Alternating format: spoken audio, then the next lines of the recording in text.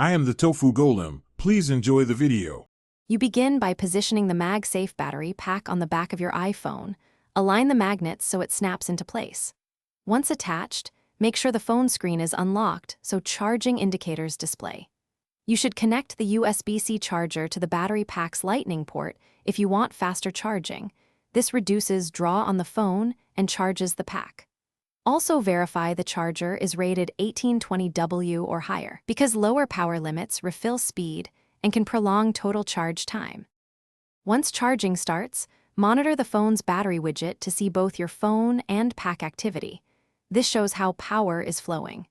Make sure optimized battery charging is enabled under settings so the system reduces long-term wear. If you plan to top up both devices efficiently, occasionally disconnect and reconnect the pack to reset power negotiation. This helps if it stalls at low transfer rates. Also ensure the pack stays cool. Avoid direct sun or heat sources because temperature affects charging speed and safety. When you're ready to finish, detach the Magsafe pack once the phone is near full or when the pack itself reads charged. This prevents extra cycles. If the pack refuses to charge, first try a known good 20W USB-C adapter and a certified cable. Faulty accessories are the most common cause. If problems continue, restart your iPhone and check for iOS updates, then test again. One key troubleshooting tip.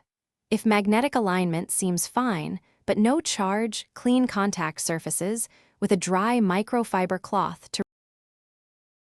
Thanks for watching. Consider subscribing if we helped you today.